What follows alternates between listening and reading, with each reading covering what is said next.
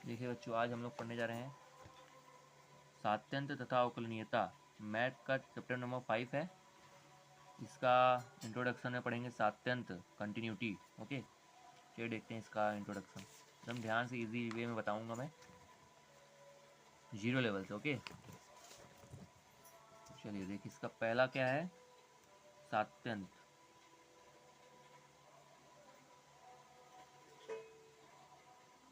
सात्यंत, okay, सात्यंत का definition बताऊं, बहुत इजी है।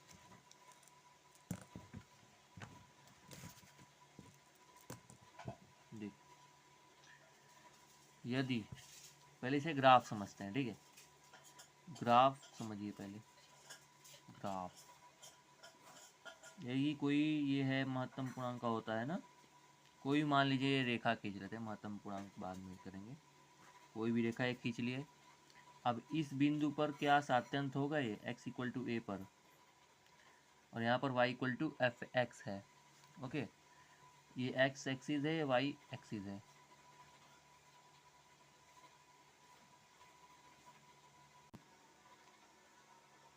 मैंने परिभाषा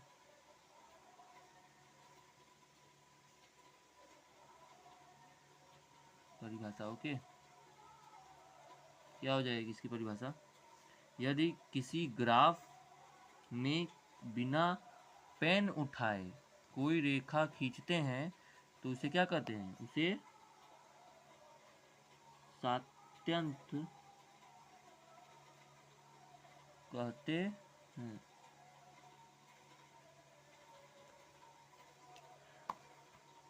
ठीक इसी का उल्टा होता है, ठीक है।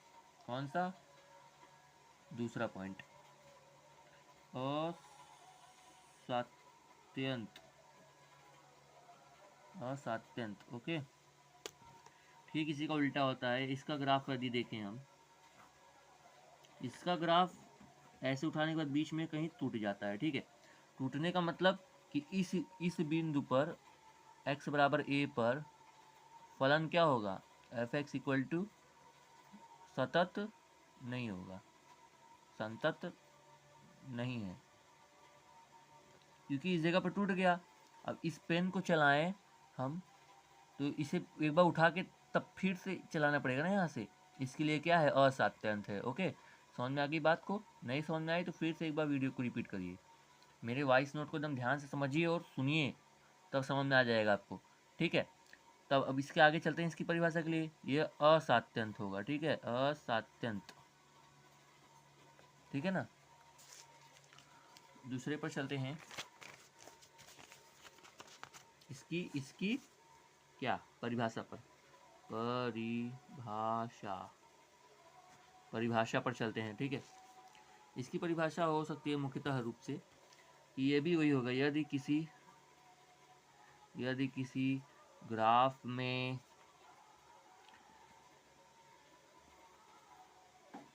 पेन उठा दिया जाए, पेन उठा दिया जाए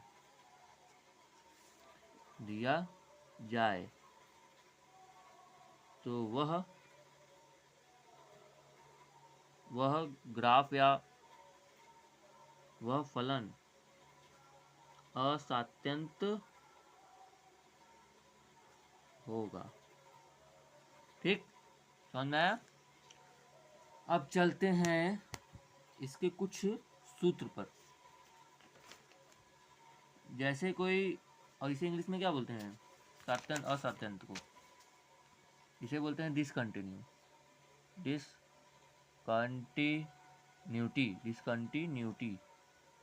कंटिन्यूटी, ठीक है, इसे ही बोलते हैं। चलिए आगे चलते हैं। इसका मुख्य वो क्या होते हैं, सूत्र, ठीक है। सूत्र लिखिए पहले। एक होता है सूत्र आपका limit F X tends to C equals क्या होता है, एफ सी होता है, ठीक है। ये होता है पहला सूत्र, पहला। और दूसरा क्या होता है, अगर लेफ्ट हैंड लिमिट लेके चलेंगे, left hand limit equal to क्या होगा, लिमिट एफ एक्स। अभी से समझाएंगे, पहले सूत्र लिख लीजिए, समझा रहे हैं। ए की पावर माइनस, ठीक है, ये होता है। समझ में आया? तो और यदि तीसरे पॉइंट में आर एच एल लें तो क्या आ जाएगा, left hand limit F x x tends to a की पावर प्लस। और चौथा point f a equal to a ही आना चाहिए, ठीक है। माने कहने का मतलब वही आएगा, या तो फिर इसे लिखने के बजाय या ऐसे भी लिख सकते हैं, limit f a x tends to a, बस ए एक्स रहे ए बस सी, ठीक है। ये जो मैंने बताए तीनों अगर मैच करते हो, यदि तीनों बराबर हों तो इसे बोलेंगे क्या, सात्यंत। ओके, इसे सात्यंत बोलेंगे। समझ में आया? माने कि इसे और लिख सकते हैं, L H L equals are H L equals F A. ये अगर गुण पाए गए तो ये क्या हो जाएंगे, कंटिन्यूटी ये हो जाएगा, ठीक है। एकदम इजी वे में समझ गए। अब ये आता कैसे है, ठीक है, ये अब आता कैसे है, ये ए माइनस कैसे हुआ, ए प्लस कैसे हुआ, इस सभी बातों को हम समझते हैं ग्राफ द्वारा। मान लीजिए मैंने कोई ग्राफ खींचा, यहाँ पर ए माइनस एच, यहाँ पर ए प्लस एच, बीच में ए, तो कोई भी जैसे इसके क्या बोलता है, लेफ्ट हैंड लिमिट।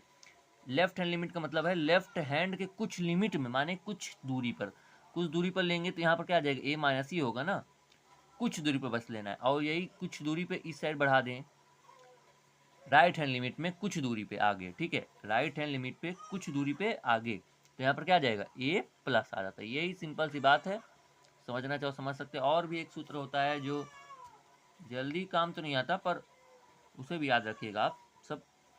वो सूत्र होता है कि L H L F x x tends to zero, A minus H होता है, यहाँ पर ए माइनस एच होता है, ठीक है। ये लेफ्ट हैंड लिमिट के लिए है, ए माइनस एच है ये। आर एच एल क्या होता है, limit A plus H H tends to zero होता है, ये होता है, ठीक है, ये होता है। समझ में आ रहा है? और यही इसी का ठीक वे बेसिक है। ये देखो मैंने लिखा है ना, ए माइनस एच, अगर इससे पहले लेंगे तो ए माइनस एच आएगा, उसके बाद लेंगे तो ए प्लस एच आएगा, ठीक है। ये हो गया थोड़ा इसकी परिभाषा। अब उदाहरण लेते हैं, उदाहरण एनसीईआरटी किताब खोल के देख लीजिएगा, उसमें उदाहरण मिलेगा। ओके, उदाहरण में किताब में लेते हैं, किताब से उदाहरण।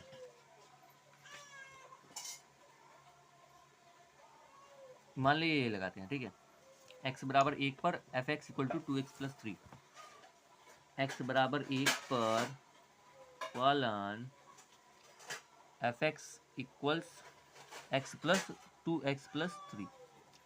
इस पर बताना है कि सात्यंत है कि नहीं, x बराबर 1 पर, x बराबर 1 पर।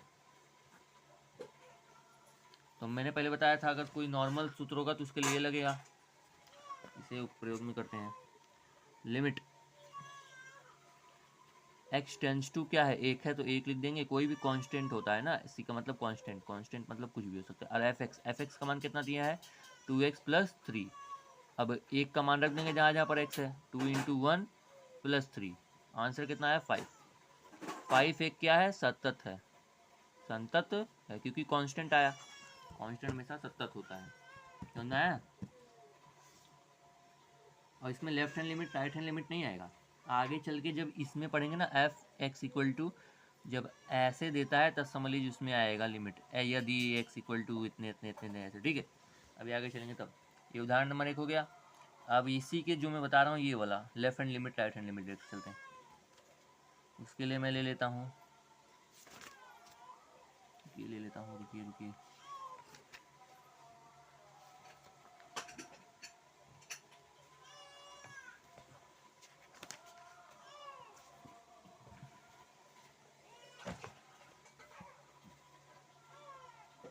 x बराबर 0 पर देखते हैं, ठीक है। सात्यंत पर विचार कीजिए, दिया है उदाहरण नंबर 13।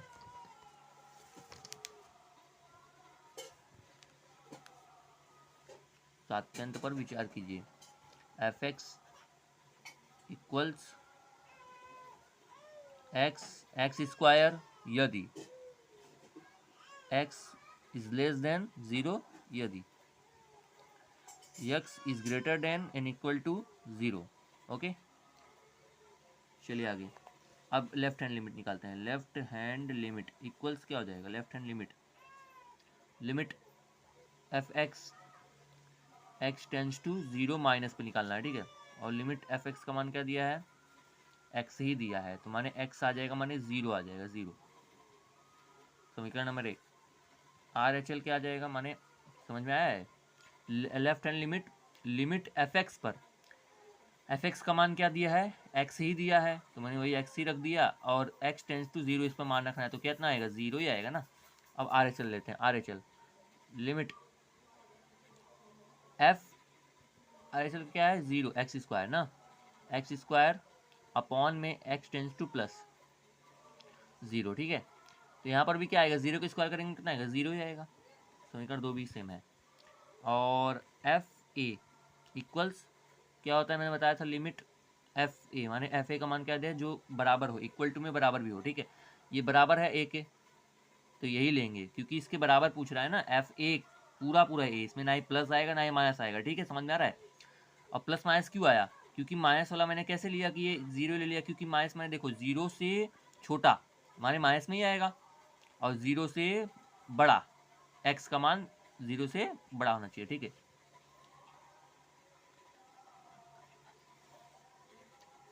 और यहाँ पर क्या आ जाएगा? एफ ए माने F x, x tends to 0, तो 0 इक्वल टू 0। समीकरण नंबर 3। समीकरण 1 व 2 व 3 से समझ आ रहा है? 3 से तो आप समीकरण ले लेते हैं 3 से। एल एच एल चूंकि L H L equal to R H L equal to F X, ये है आपका, ठीक है। इसलिए फलन x बराबर 0 पर संतत है। ये आपका आंसर हो गया, ठीक है। अब ये तो हो गया इसका इंट्रोडक्शन। अब आगे के लिए चलते हैं। चलिए संतत और भी देखते हैं।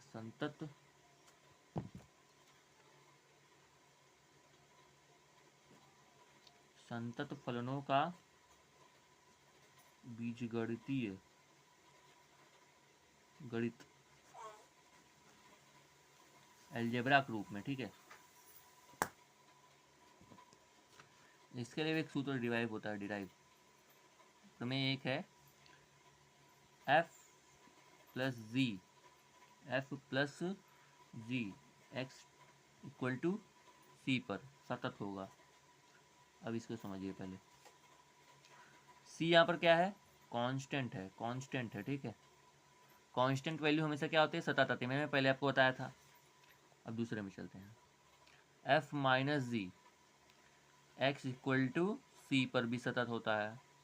यदि माइनस हो प्लस हो तब भी क्या होगा? सतत ही होगा, कांस्टेंट, कोई भी सतत हो, ठीक है। तीसरा f into g x equal to c पर भी क्या होगा? वो सतत ही होगा। फोर्थ वैल्यू में क्या आ जाएगा? F upon g x equal to c पर भी सतत है, जबकि यदि g is not equal to GC is not equal to 0 हो, तभी होगा ना, नहीं तो अनंत आ जाएगा। सही बात है। अब इसके इतना आपने पढ़ लिया, ठीक है। अब आगे पढ़ने के लिए आपको नेक्स्ट वीडियो को देखना पड़ेगा, जो कि पार्ट 2 आएगा इसका तब, ठीक है। ये पार्ट 1 था। और लाइक एंड सब्सक्राइब कर दीजिएगा आप लोग, ताकि ऐसे और वीडियो आ सकें।